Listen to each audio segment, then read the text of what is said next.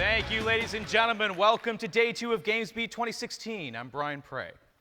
Now, this morning begins with a focus on the player, capturing their intention and maintaining engagement. You're going to hear from top industry executives and from industry heavyweights like Warner Brothers, who will tell you what's worked for them, as well as players themselves who will tell you exactly what they want. This is important because, judging by the attendance in this room alone, many of you are representatives of companies that create content. Now, it's obvious that there's a broad and ever-expanding range of diversions begging for players' time. In November of 2015, video game user engagement made national headlines as Fallout 4 hit store shelves. For that one day, usually steady and dependable internet traffic dipped measurably, which is not something that happens very often. This illustrates just how unusual the challenge of earning user engagement has really become. You have more tools than ever, but their diversity and sophistication don't matter if you don't understand your customer. So, on our agenda this morning, we have sort of an A-team, really, of industry experience and skills, and we really hope that you get a lot out of it. But first, got a little bit of housekeeping to do. Wi-Fi makes the world go round, of course, so to access our Wi-Fi, go to the Terranea Meetings SSID, choose use the username GamesBeat, and the password is Platform2016. Also, the official conference hashtag is #GamesBeat, so be sure to join the conversation. Make sure to include the hashtag in your tweets today and tomorrow. Also, we are live streaming the entire 2 days on Twitch. During the breakout sessions and the lunches, we're going to continue those streams by adding some speakers who will present only to the Twitch audience. These sessions will be moderated starting during the lunch break, and they'll be hosted by our GamesBeat University MC, Gordon Bellamy.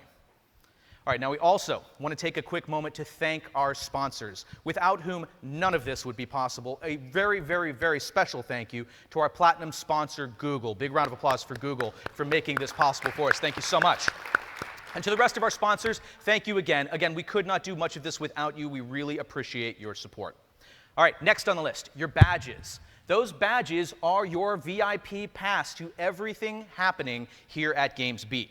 Don't forget to wear those when you come to our sessions, when you come to our events tonight, tomorrow. Those are your access passes to get you in. You probably will be asked to show them, so do remember them when you leave your hotel room and bring them with you. All right, next on the list, we want your feedback. We only grow by hearing from you. We can only put on great events by knowing what works for you, so we encourage you to fill out our surveys. After any of these sessions, if you go out to the registration area over here to my left, your right, you'll go over there and they can give you a survey. If you fill that out and turn it back in again, you're going to receive a raffle ticket. That raffle ticket gets you entered into a drawing in which you could win GamesBeat passes for 2017 plus 2 nights hotel stay at whatever amazing luxury resort we wind up going to next year. So that's going to be an excellent prize. You want to be a part of that. Make sure you get your raffle ticket and fill out that survey. Only a few more things on the docket. We want to also encourage you guys to download, if you haven't already, our GamesBeat bot. There's a lot of information on this app. This is really your one-stop shop to find out the info behind the session that you're currently going to connect with your peers, and a variety of other things. For instance, on table cards throughout the conference, you're going to notice that VentureBeat logo right there. If you scan that with your app, it's going to unlock a whole new world of information. So do make sure you take a look at that one as well, okay? All right, guys, we've got so much going on here, guys. We want to encourage you guys to participate, to tweet, to enjoy the conference, but we don't want to waste any more time. Without any further ado, I would love to bring to the stage lead writer and kind of Mr. Nintendo, if you will, Dean Takahashi. Give me a big round of applause for Dean.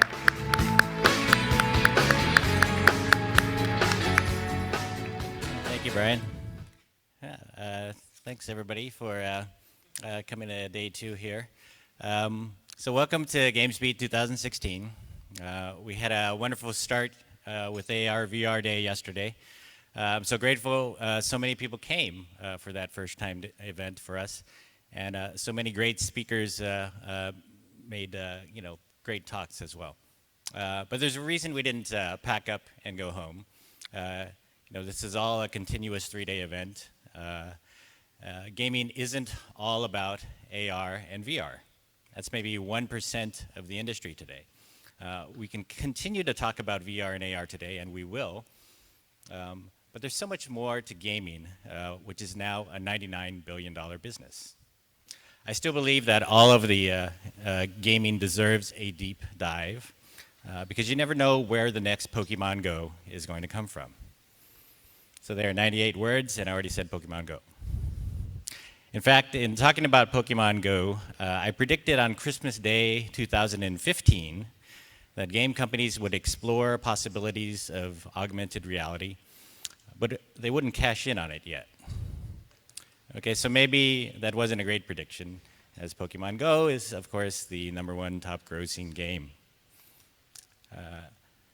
Pokemon Go reminds me that we don't just play one type of game, like only VR games.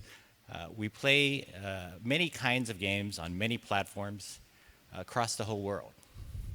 And it reminds me that a single game can capture our imagination and inspire us to change, even if it is just to get us off the couch and taking a walk. Pokemon Go has inspired me to take unexpected but welcome walks with my kids in the park. It has made us healthier and less focused on our worries of the day. I love writing about games. I've done it for 25 years, and I've written about it full-time for 20 years, because this is where I find the most fascinating people. One of the first game stories that I ever wrote was about Bryan Fargo, the CEO of In Exile Entertainment, and he's here today to speak on a panel.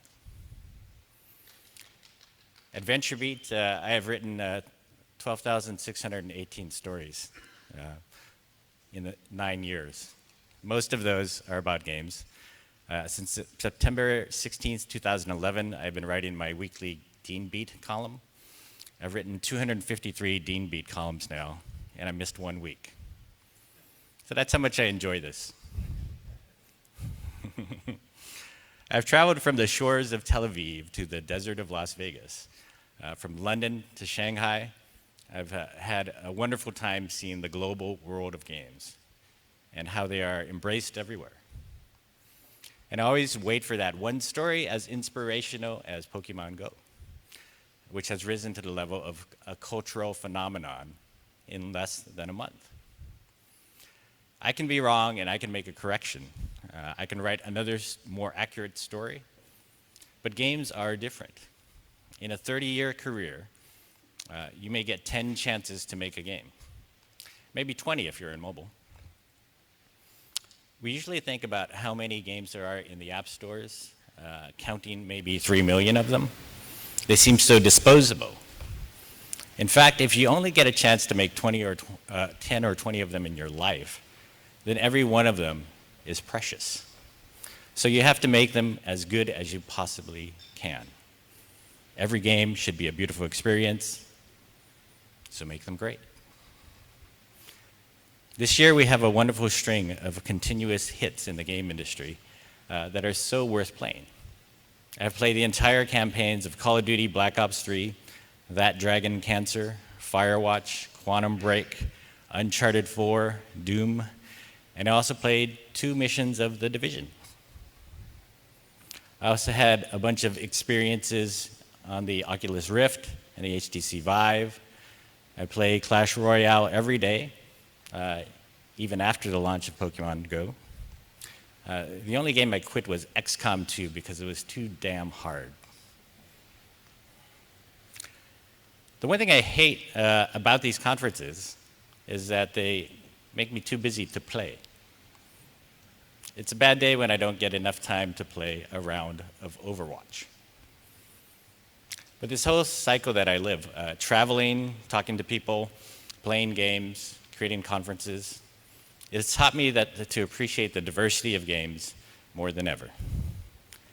The games like Uncharted 4 are some of the most beautiful ever made. The moments of joy that I've had in these games, like reaching the epilogue of the Nathan Drake story, or taking down the spider demon in Doom.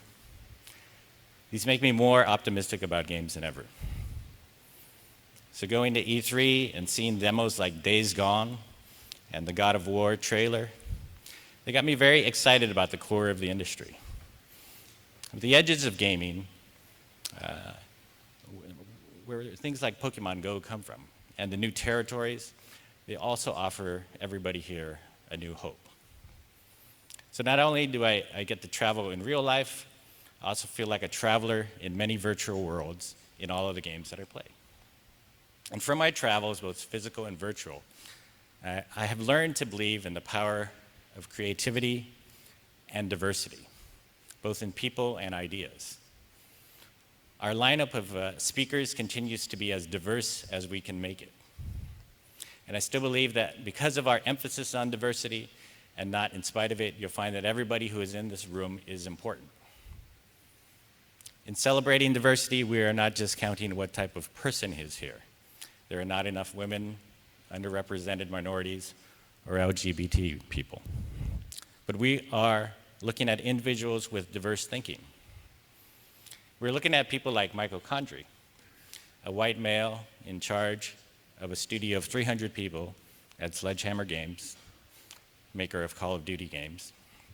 And from a position of power, he realized that his studio could do more to promote the cause of diversity. And he made it a priority to be an instrument of change. So we are here to celebrate that because it is kicking the ball forward.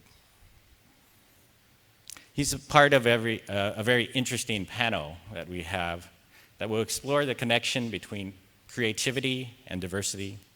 It includes Megan Geyser, Nicole Lazaro, and Ru Virasaria of Ready at Dawn Studios. These people couldn't be more different, but they share a passion for changing the way things are. I hope you'll find them inspiring.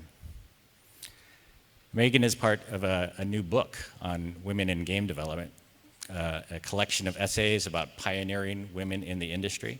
And with the support of Wanda Maloney of the Open Gaming Alliance, we are holding a book signing at our reception this evening. I encourage you to order a copy. We've also got a panel on influencers, and we've done a couple of roadshow events about influencers. We're finding that this is one of the most fluid groups in the entire gaming ecosystem, where the important people are changing rapidly.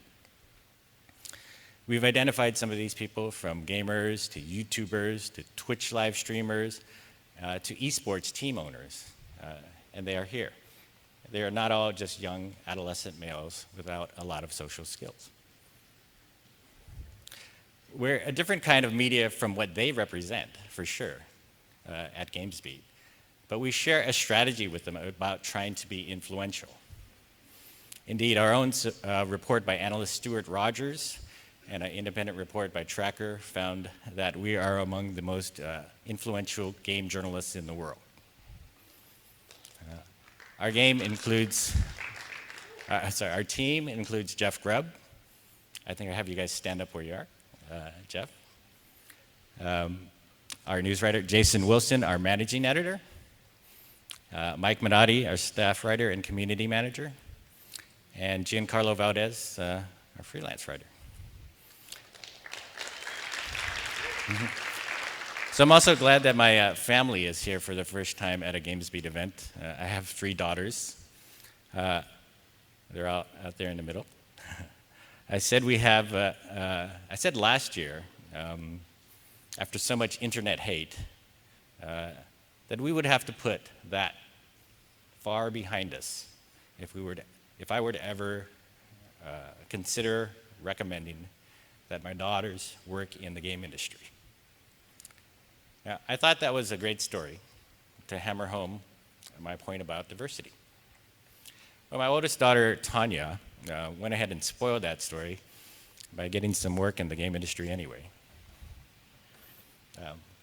She's an intern, and she's working on things like live streams and Snapchatting, which are skills that the next generation of influencers will probably need. She could be one of the people who tips the scales in the right direction, as only 20% of the people who work in the game industry are women. For now, she and my other kids are a great little focus group for me. I think all of us need games to stay young, alive, and connected to new generations. My kids are Pokemon Go partners, and I hope that there are other games out there that you all can make to bring us closer together. So for whatever reason you are here, I hope you find what inspires you. We want to get a download on what's happening in as efficient a way as possible. We hope you come away with this from this feeling like you've got the right information and perspectives to make good choices and come up with bold ideas. But we'll also want you to come away renewed. So to steal a line from Owen Mahoney, CEO of Nexon, there's so much more you can do. No one has created the Pixar of the game industry yet. As much as I admire John Hanke and his 20-year overnight success at Pokemon Go, Niantic Labs, I don't think Pokemon Go is quite there yet. As much as I salute you all for doing what you do, we've got a long way to go before we see our industry Citizen Kane. I encourage you to drink from the well of creativity. We don't need exploitative business models, fearful investors, cloned games, outrageous user acquisition costs, an indie apocalypse, sequels and reboots, and uninspired gameplay to scare us off. Fear is the mind killer. We don't need developers to think about the millions of games withering in the app stores due to lack of discovery. We just need to think about every game. We need game developers to think about every game they create as precious, as a work of art, as a new child. Our job is to get game makers to dream big, get business people to appreciate the value of those dreams, and to propel everyone to work together to turn those dreams into a well-executed reality. If our speakers can get us all to focus on that, then we'll move a step closer to that destiny that games are meant to deliver and make this business more human.